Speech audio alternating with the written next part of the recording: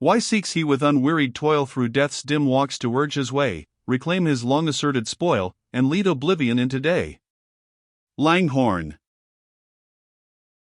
Most readers, says the manuscript of Mr. Pattyson, must have witnessed with delight the joyous burst which attends the dismissing of a village school on a fine summer evening. The buoyant spirit of childhood, repressed with so much difficulty during the tedious hours of discipline, may then be seen to explode, as it were, in shout, and song, and frolic, as the little urchins join in groups on their playground, and arrange their matches of sport for the evening. But there is one individual who partakes of the relief afforded by the moment of dismission, whose feelings are not so obvious to the eye of the spectator, or so apt to receive his sympathy. I mean the teacher himself, who, stunned with the hum, and suffocated with the closeness of his schoolroom, has spent the whole day, himself against a host, in controlling petulance, exciting indifference to action, striving to enlighten stupidity, and laboring to soften obstinacy, and whose very powers of intellect have been confounded by hearing the same dull lesson repeated 100 times by rote, and only varied by the various blunders of the reciters. Even the flowers of classic genius, with which his solitary fancy is most gratified, have been rendered degraded, in his imagination, by their connection with tears, with errors, and with punishment, so that the eclogues of Virgil and odes of Horace are each inseparably allied in association with the sullen figure and monotonous recitation of some blubbering schoolboy. If to these mental distresses are added a delicate frame of body, and a mind ambitious of some higher distinction than that of being the tyrant of childhood, the reader may have some slight conception of the relief which a solitary walk, in the cool of a fine summer evening, affords to the head which has ached, and the nerves which have been shattered, for so many hours, in plying the irksome task of public instruction. To me these evening strolls have been the happiest hours of an unhappy life, and if any gentle reader shall hereafter find pleasure in perusing these lucubrations, I am not unwilling he should know that the plan of them has been usually traced in those moments, when relief from toil and clamor, combined with the quiet scenery around me, has disposed my mind to the task of composition. My chief haunt, in these hours of golden leisure, is the banks of the small stream, which, winding through a lone vale of green bracken, passes in front of the village schoolhouse of Gandercleugh. For the first quarter of a mile, perhaps, I may be disturbed from my meditations, in order to return the scrape, or doffed bonnet, of such stragglers among my pupils as fish for trouts or minnows in the little brook, or seek rushes and wildflowers by its margin. But, beyond the space I have mentioned, the juvenile anglers do not, after sunset, voluntarily extend their excursions. The cause is, that farther up the narrow valley, and in a recess which seems scooped out of the side of the steep heathy bank, there is a deserted burial ground, which the little cowards are fearful of approaching in the twilight. To me, however, the place has an inexpressible charm. It has been long the favorite termination of my walks, and, if my kind patron forgets not his promise, will, and probably at no very distant day, be my final resting place after my mortal pilgrimage. Note, by Mr. Jedediah Cleishbotham, that I kept my plight in this melancholy matter with my deceased and lamented friend, appeareth from a handsome headstone, erected at my proper charges in this spot, bearing the name and calling of Peter Pattyson, with the date of his nativity and sepulture, together also with a testimony of his merits, attested by myself, as his superior and patron. J.S.E. It is a spot which possesses all the solemnity of feeling attached to a burial ground, without exciting those of a more unpleasing description. Having been very little used for many years, the few hillocks which rise above the level plain are covered with the same short velvet turf. The monuments, of which there are not above 7 or 8, are half sunk in the ground, and overgrown with moss. No newly erected tomb disturbs the sober serenity of our reflections by reminding us of recent calamity, and no rank-springing grass forces upon our imagination the recollection that it owes its dark luxuriance to the foul and festering remnants of mortality which ferment beneath. The daisy which sprinkles the sod, and the harebell which hangs over it, derive their pure nourishment from the dew of heaven, and their growth impresses us with no degrading or disgusting recollections. Death has indeed been here, and its traces are before us, but they are softened and deprived of their horror by our distance from the period when they have been first impressed. Those who sleep beneath are only connected with us by the reflection that they have once been what we now are, and that, as their relics are now identified with their Mother Earth, ours shall, at some future period, undergo the same transformation. Yet, although the moss has been collected on the most modern of these humble tombs during 4 generations of mankind, the memory of some of those who sleep beneath them is still held in reverent remembrance. It is true that, upon the largest, and, to an antiquary, the most interesting monument of the group, which bears the effigies of a doughty knight in his hood of mail, with his shield hanging on his breast, the armorial bearings are defaced by time, and a few worn-out letters may be read at the pleasure of the decipherer, DNS Johann de Hamel, or Johann de Lamel, and it is also true that of another tomb, richly sculptured with an ornamental cross, mitre, and pastoral staff, tradition can only aver that a certain nameless bishop lies interred there. But upon other 2 stones which lie beside, may still be read in rude prose, and ruder rhyme, the history of those who sleep beneath them. They belong, we are assured by the epitaph, to the class of persecuted Presbyterians who afforded a melancholy subject for history in the times of Charles II and his successor. Note, James, 7th King of Scotland of that name, and 2nd according to the numeration of the kings of England. J.C. In returning from the Battle of Pentland Hills, a party of the insurgents had been attacked in this glen by a small detachment of the king's troops, and 3 or 4 either killed in the skirmish, or shot after being made prisoners, as rebels taken with arms in their hands. The peasantry continued to attach to the tombs of those victims of prelacy an honor which they do not render to more splendid mausoleums, and, when they point them out to their sons, and narrate the fate of the sufferers, usually conclude, by exhorting them to be ready, should times call for it, to resist to the death in the cause of civil and religious liberty, like their brave forefathers. Although I am far from venerating the peculiar tenets asserted by those who call themselves the followers of those men, and whose intolerance and narrow-minded bigotry are at least as conspicuous as their devotional zeal, yet it is without depreciating the memory of those sufferers, many of whom united the independent sentiments of a Hampden with the suffering zeal of a Hooper or Latimer. On the other hand, it would be unjust to forget that many even of those who had been most active in crushing what they conceived the rebellious and seditious spirit of those unhappy wanderers, displayed themselves, when called upon to suffer for their political and religious opinions, the same daring and devoted zeal, tinctured, in their case, with chivalrous loyalty, as in the former with republican enthusiasm. It has often been remarked of the Scottish character, that the stubbornness with which it is molded shows most to advantage in adversity, when it seems akin to the native sycamore of their hills, which scorns to be biased in its mode of growth even by the influence of the prevailing wind, but, shooting its branches with equal boldness in every direction, shows no weather side to the storm, and may be broken, but can never be bended.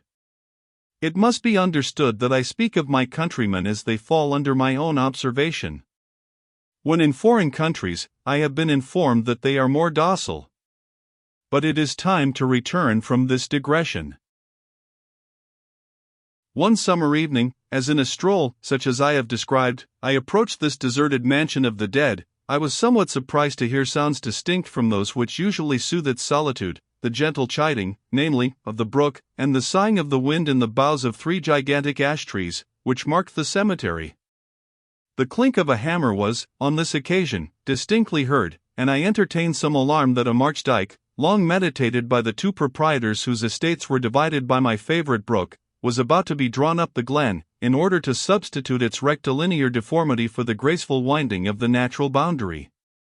Note, I deem it fitting that the reader should be apprised that this limitary boundary between the conterminous heritable property of His Honour the Laird of Gandercleugh, and His Honour the Laird of Gustub, was to have been in fashion an adger, or rather morass of uncemented granite, called by the vulgar a drystane dyke, surmounted, or coped, cespit veridi, i.e. with a sod turf.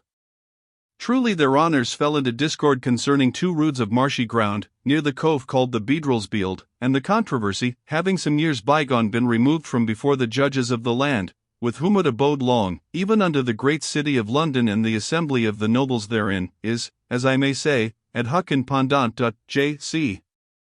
As I approached, I was agreeably undeceived. An old man was seated upon the monument of the slaughtered Presbyterians, and busily employed in deepening, with his chisel, the letters of the inscription, which, announcing, in scriptural language, the promised blessings of futurity to be the lot of the slain, anathematized the murderers with corresponding violence. A blue bonnet of unusual dimensions covered the grey hairs of the pious workman. His dress was a large old-fashioned coat of the coarse cloth called hoddingry, usually worn by the elder peasants, with waistcoat and breeches of the same, and the whole suit, though still in decent repair, had obviously seen a train of long service. Strong cloud shoes, studded with hobnails, and ramoshas or leggins, made of thick black cloth, completed his equipment. Beside him, fed among the graves a pony, the companion of his journey, whose extreme whiteness, as well as its projecting bones and hollow eyes, indicated its antiquity. It was harnessed in the most simple manner, with a pair of branks, a hair tether, or halter, and a sunk, or cushion of straw, instead of bridle and saddle. A canvas pouch hung around the neck of the animal, for the purpose, probably, of containing the rider's tools, and anything else he might have occasion to carry with him. Although I had never seen the old man before, yet from the singularity of his employment, and the style of his equipage, I had no difficulty in recognizing a religious itinerant whom I had often heard talked of, and who was known in various parts of Scotland by the title of Old Mortality. The Graveyard. Where this man was born, or what was his real name, I have never been able to learn, nor are the motives which made him desert his home, and adopt the erratic mode of life which he pursued, known to me except very generally. According to the belief of most people, he was a native of either the county of Dumfries or Galloway, and lineally descended from some of those champions of the Covenant, whose deeds and sufferings were his favorite theme. He is said to have held, at one period of his life, a small moorland farm, but, whether from pecuniary losses or domestic misfortune, he had long renounced that and every other gainful calling. In the language of Scripture, he left his house, his home, and his kindred, and wandered about until the day of his death, a period of nearly 30 years. During this long pilgrimage, the pious enthusiast regulated his circuit so as annually to visit the graves of the unfortunate Covenanters who suffered by the sword, or by the executioner, during the reigns of the two last monarchs of the Stuart line.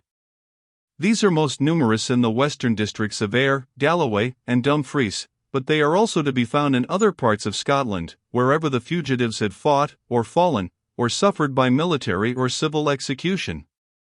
Their tombs are often apart from all human habitation, in the remote moors and wilds to which the wanderers had fled for concealment. But wherever they existed, Old Mortality was sure to visit them when his annual round brought them within his reach. In the most lonely recesses of the mountains, the moorfowl shooter has been often surprised to find him busied in cleaning the moss from the grey stones, renewing with his chisel the half-defaced inscriptions, and repairing the emblems of death with which these simple monuments are usually adorned.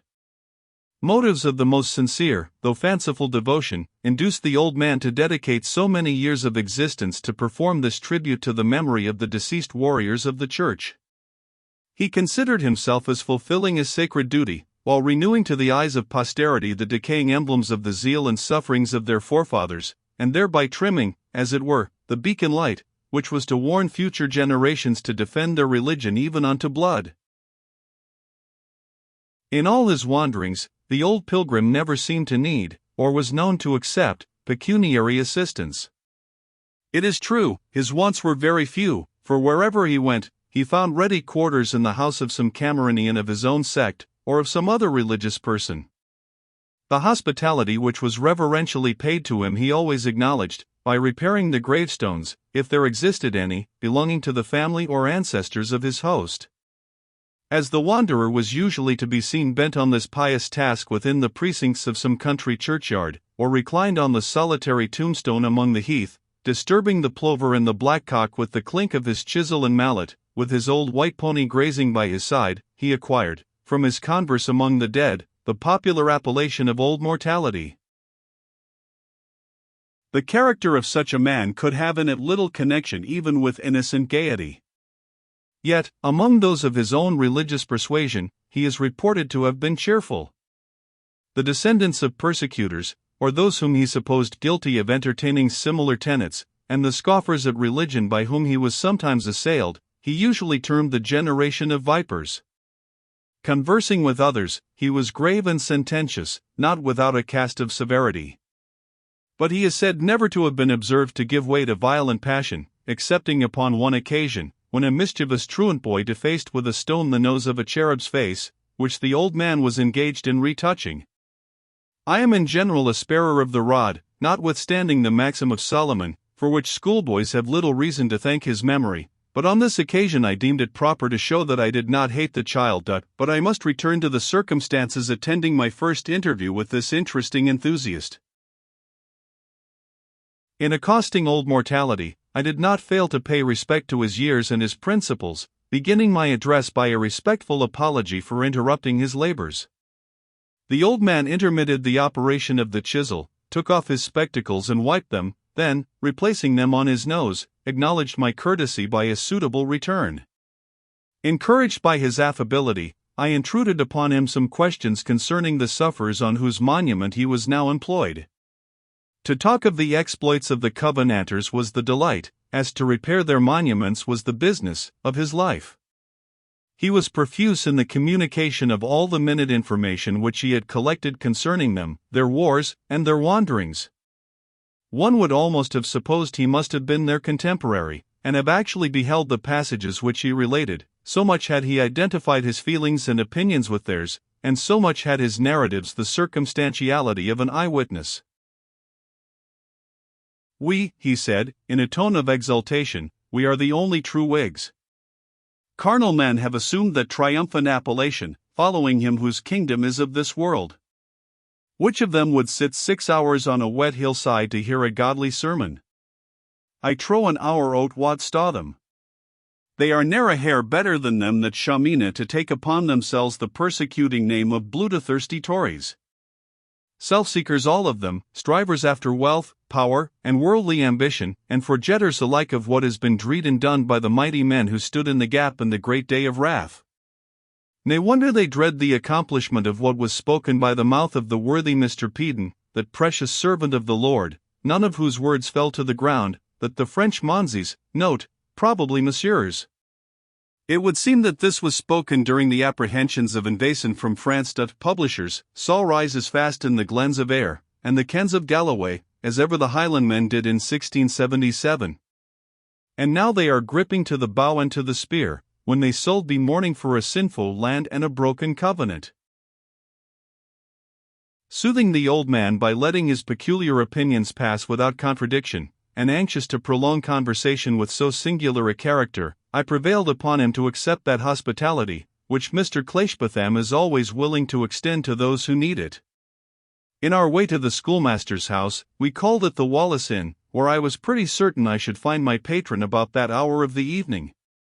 After a courteous interchange of civilities, Old Mortality was, with difficulty, prevailed upon to join his host in a single glass of liquor, and that on condition that he should be permitted to name the pledge, which he prefaced with a grace of about 5 minutes, and then, with bonnet doffed and eyes uplifted, drank to the memory of those heroes of the Kirk who had first uplifted her banner upon the mountains. As no persuasion could prevail on him to extend his conviviality to a second cup, my patron accompanied him home, and accommodated him in the prophet's chamber, as it is his pleasure to call the closet which holds a spare bed, and which is frequently a place of retreat for the poor traveler. Note, he might have added, and for the rich also, since, I laud my stars, the great of the earth have also taken harborage in my poor domicile. And, during the service of my handmaiden, Dorothy, who was buxom and comely of aspect, his honour the Laird of Smackawa, in his peregrinations to and from the metropolis, was wont to prefer my prophet's chamber even to the sanded chamber of Deus in the Wallace Inn, and to bestow a muchkin, as he would jocosely say, to obtain the freedom of the house, but, in reality, to assure himself of my company during the evening. J.S.C. The next day I took leave of Old Mortality, who seemed affected by the unusual attention with which I had cultivated his acquaintance and listened to his conversation. After he had mounted, not without difficulty, the old white pony, he took me by the hand and said, "The blessing of our Master be with you, young man. My hours are like the years of the latter harvest, and your days are yet in the spring, and yet you may be gathered into the garner of mortality before me, for the sickle of death cuts down the green as oft as the ripe, and there is a colour in your cheek, that, like the bud of the rose, serveth oft to hide the worm of corruption. Wherefore labour is one who knoweth not when his master calleth." And if it be my lot to return to this village after ye are gane hame to your own place, these auld withered hands will frame a stain of memorial, that your name may not perish from among the people. I thanked old Mortality for his kind intentions in my behalf, and heaved a sigh, not, I think, of regret so much as of resignation, to think of the chance that I might soon require his good offices. But though, in all human probability, he did not err in supposing that my span of life may be abridged in youth, he had overestimated the period of his own pilgrimage on earth. It is now some years since he has been missed in all his usual haunts, while moss, lichen, and deer hair are fast covering those stones, to cleanse which had been the business of his life. About the beginning of this century he closed his mortal toils, being found on the highway near Lockerbie, in Dumfriesshire, exhausted and just expiring. The old white pony, the companion of all his wanderings, was standing by the side of his dying master. There was found about his person a sum of money sufficient for his decent interment, which serves to show that his death was in no ways hastened by violence or by want. The common people still regard his memory with great respect, and many are of opinion that the stones which he repaired will not again require the assistance of the chisel. They even assert that on the tombs where the manner of the martyr's murder is recorded, their names have remained indelibly legible since the death of old Mortality, while those of the persecutors, sculptured on the same monuments, have been entirely defaced. It is hardly necessary to say that this is a fond imagination, and that, since the time of the pious pilgrim, the monuments which were the objects of his care are hastening, like all earthly memorials, into ruin or decay. My readers will of course understand that in embodying into one compressed narrative many of the anecdotes which I had the advantage of deriving from old Mortality, I have been far from adopting either his style, his opinions, or even his facts, so far as they appear to have been distorted by party prejudice. I have endeavored to correct or verify them from the most authentic sources of tradition, afforded by the representatives of either party. On the part of the Presbyterians, I have consulted such moorland farmers from the western districts, as, by the kindness of their landlords, or otherwise, have been able, during the late general change of property, to retain possession of the grazings on which their grandsires fed their flocks and herds. I must own that of late days, I have found this a limited source of information. I have, therefore, called in the supplementary aid of those modest itinerants, whom the scrupulous civility of our ancestors denominated traveling merchants, but whom, of late, accommodating ourselves in this as in more material particulars, to the feelings and sentiments of our more wealthy neighbors, we have learned to call packmen or pedlars. To country weavers traveling in hopes to get rid of their winter web, but more especially to tailors, who, from their sedentary profession, and the necessity, in our country, of exercising it by temporary residence in the families by whom they are employed, may be considered as possessing a complete register of rural traditions, I have been indebted for many illustrations of the narratives of old Mortality, much in the taste and spirit of the original. I had more difficulty in finding materials for correcting the tone of partiality which evidently pervaded those stores of traditional learning, in order that I might be enabled to present an unbiased picture of the manners of that unhappy period, and, at the same time, to do justice to the merits of both parties. But I have been enabled to qualify the narratives of old Mortality and his Cameronian friends, by the reports of more than one descendant of ancient and honorable families, who, themselves decayed into the humble vale of life, yet look proudly back on the period when their ancestors fought and fell in behalf of the exiled House of Stuart. I may even boast right reverend authority on the same score, for more than one nonjuring bishop, whose authority and income were upon as apostolical a scale as the greatest abominator of episcopacy could well desire, have deigned, while partaking of the humble cheer of the Wallace Inn, to furnish me with information corrective of the facts which I learned from others. There are also here and there a laird or two, who, though they shrug their shoulders, profess no great shame in their fathers having served in the persecuting squadrons of Earlshall and Claverhouse. From the gamekeepers of these gentlemen, an office the most apt of any other to become hereditary in such families, I have also contrived to collect much valuable information. Upon the whole, I can hardly fear that, at this time, in describing the operation which their opposite principles produced upon the good and bad men of both parties, I can be suspected of meaning insult or injustice to either. If recollection of former injuries, extra loyalty, and contempt and hatred of their adversaries produced rigor and tyranny in the one party, it will hardly be denied, on the other hand, that, if the zeal for God's house did not eat up the conventiclers, it devoured at least, to imitate the phrase of Dryden, no small portion of their loyalty, sober sense, and good breeding. We may safely hope that the souls of the brave and sincere on either side have long looked down with surprise and pity upon the ill-appreciated motives which caused their mutual hatred and hostility, while in this valley of darkness, blood, and tears. Peace to their memory. Let us think of them as the heroine of our only Scottish tragedy entreats her lord to think of her departed sire. O rake not up the ashes of our fathers. Implacable resentment was their crime, and grievous has the expiation been.